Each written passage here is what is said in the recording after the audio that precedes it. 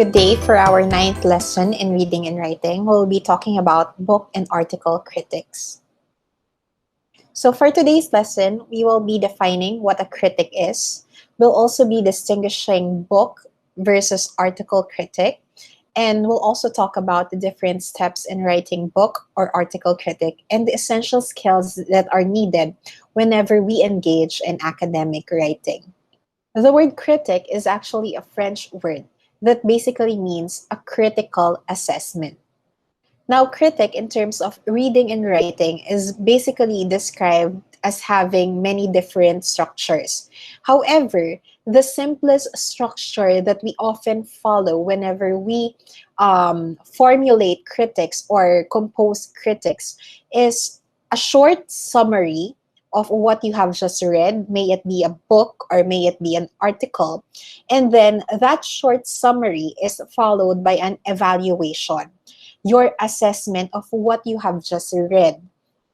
And part of writing a critic may include your own opinion as the writer or as the composer of the critic.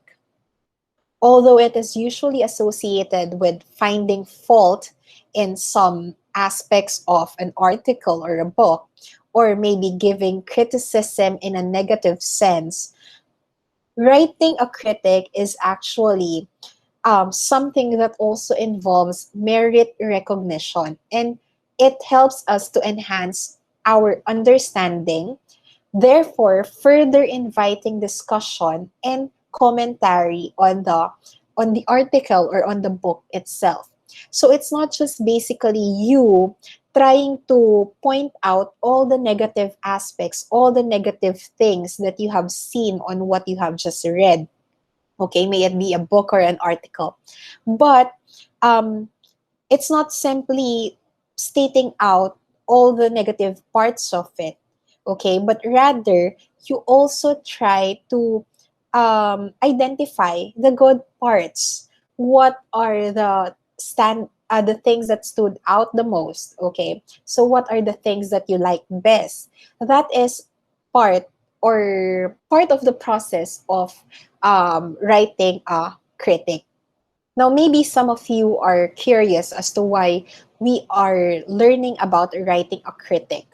It is very important that we include this in our curricula, especially if we have to or if we need to develop higher order thinking skills.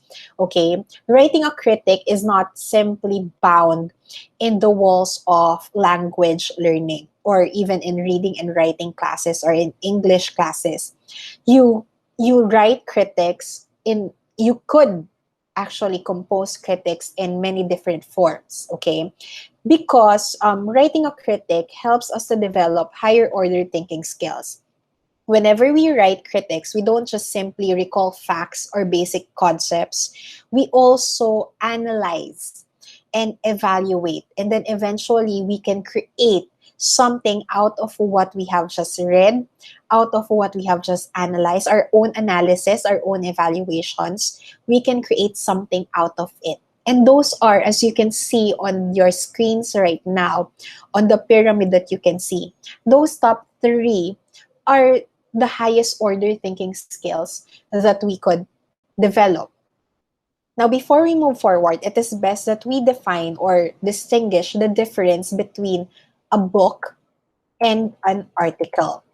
If you were to describe a book, obviously it's a piece of reading material that is usually bound, containing a lot of pages. So probably more than 50 pages, and it's bound together. It has a cover or maybe a title page, okay? And they're put together to form one reading material, okay? So that's basically a book. Whereas an article is simply a type of reading material that is shorter than a book. So it's also composed of multiple pages. However, more often than not, these pages are not bound together, similar to us how we bind a book. Okay, now an article also may contain not more than 50 pieces of or not more than 50 pages worth of reading. Now let's go first to writing a book critic. A book critic is basically a type of literary criticism in which the content of the book itself and the style that was used by the author are all evaluated and analyzed. It can be a summary review, like what we have mentioned earlier, or maybe your own opinion on what you have just read from the book. Now, book reviews could be printed in magazines, periodicals, newspapers, websites, and it may serve different purposes. It could also contain a single paragraph or maybe as long as a substantial essay. Book critics may also be used to present an idea or display a type of learning. Now, what are the different steps in writing a book critic? The first thing that you have to do is, of course, to read the book itself. Okay, so you cannot write a book critic if you haven't read the book. And then after reading the book, you think about what you have just read. You try to ponder on its content carefully. The next step in writing a book critic is to begin your review with an appealing sentence. This is like similar to the hook in writing an essay. You try to pull the attention of your readers. The third one, of course, is do not forget to include the title of the book and its author. Whenever you write a book critic, it is essential that you state right away what was the title of the book you have just read and who wrote the book that you have just read. The next step in writing a book critic is the inclusion of important information about the book's author. It is not enough that you simply talk about the contents of the book, but in writing a book critic, you can also talk about who wrote the book. So in that way, you are trying to establish the authority of the author and trying to establish as well or formulate his or her credibility. So who is he or she to write or produce a book like that? Okay, so when you also write about the author, you research about the author as well. And in researching about the author, you get to know the author more. The next one is objectively evaluating the book by giving your honest reflections and thoughts about its message, content, merit, and style. If you didn't like it, then you write about it. But of course, as an academic writer, it's not enough that you simply state that you don't like it. You also need to state the reasons why you didn't like it in the first place. Similarly, when you like something about the book, you also explain why did you like it in the first place. Now, for someone to be called an effective book critic, they have to manifest or they have to showcase the following characteristics. The first one is an effective book critic reports what the book does. Okay, what was the purpose of the book? Was its purpose to entertain, to help its readers understand something? If you are an effective book critic, you would be able to identify that purpose and then write about that purpose as well on your output. The next one is that an effective book critic must also judge how well the author has done his or her job. Was the writer effective? Was the author able to relay the information that he or she wants to relay?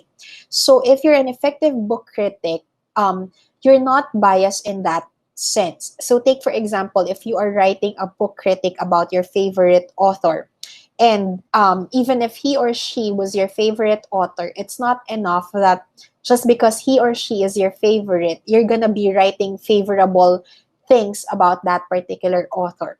So you need to be unbiased towards your judgment as well. Next, whenever you write something about the book itself, always make sure that you provide enough evidence to back it up or to support whatever you have written. And those pieces of evidence have to be from the book itself as well.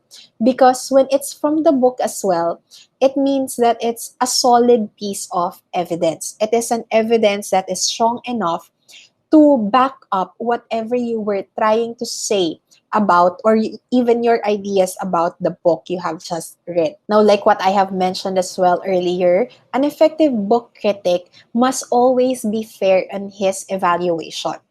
Personal prejudices should not come in the way of the book appraisal. Like what I have mentioned, if you think that it's bad, then it's bad. If you think that it's not good enough, then it's not good enough. And if you think that it is the best, then you have to report that it is the best. But make sure that those judgments are not simply because you like the author or you like the pictures, you like the content. Okay, make sure that they are all unbiased and fair. Here are some guide questions that you can use whenever you are writing a book critic. First question is, what is the title of the book that you have read? You need to include details such as the publishing year, publishing house, etc. You can also talk about the author of the book. You may include details about the author, such as his or her career in life, some other works that he has done, and even other relevant achievements. Again, this would enable you to establish the author's credibility. Next is, what is the book all about? What is the story? You can provide a short summary of the book. You don't have to talk about all the events that happened in the book.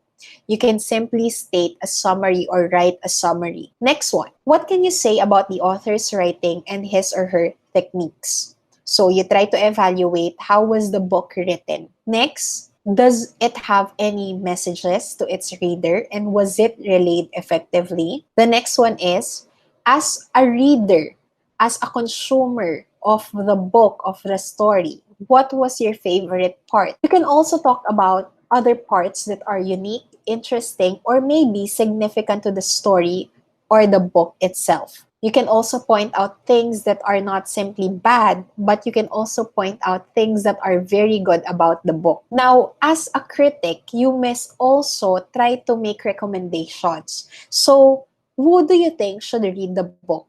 Aside from that, if there are other takeaways from the book or the story, you can also write about them. Now, let's go to an article critic. An article critic is a simple analysis and commentary of an article or a text instead of an entire book. So, if you are only trying to formulate an analysis or a commentary of a short piece of text or a chapter, perhaps, of a book, okay, we can refer to that one as an article critic. An article critic basically presents a critical assessment of the article's content and may offer agreement or disagreement about the ideas written in the article. More often than not, article critics are used to evaluate or are formulated to evaluate pieces of text that or articles that are controversial in nature, or maybe texts that are argumentative or persuasive in nature. Some steps in writing an article critic. The first thing that you have to do is obviously to provide the reader with a brief review of what the article is all about. So again, it's a summary. The next is state your opinion about the work. Do you agree or disagree? Do you like it or do you dislike whatever the author just stated? The third one is you try to figure out whether it is effective, persuasive, or even noteworthy. Fourth, try to suggest whether the readers would appreciate it and find it useful. So, would you want other people to read about it, or do you think it's not good enough to be read by other people? So try to evaluate on that as well. Now, when we engage in academic writing, we actually try to develop certain skills. And these skills are very essential because it helps us compose academic texts better. These skills are summarizing and paraphrasing. Summarizing is basically a skill wherein we reduce a text to its main points and its most important ideas.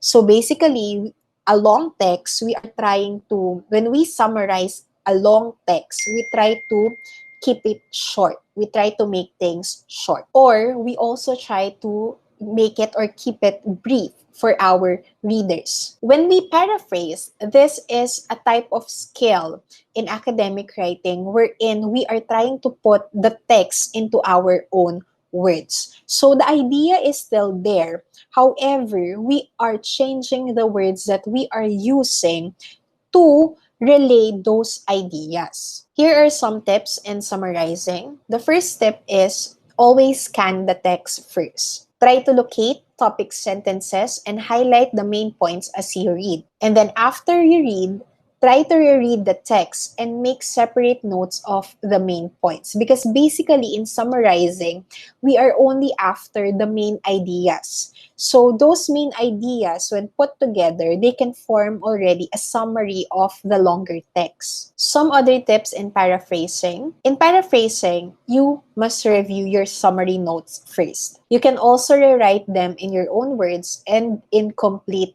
sentences. Whenever you paraphrase, try to use reporting verbs and phrases. And of course, fourth one, if you're finding it difficult to paraphrase and there are certain words that you cannot find synonyms for, or certain ideas that you cannot simply change into your own words, then you can utilize the use of quotation marks to avoid, obviously, plagiarism. Here are my sources and references. Thank you for listening.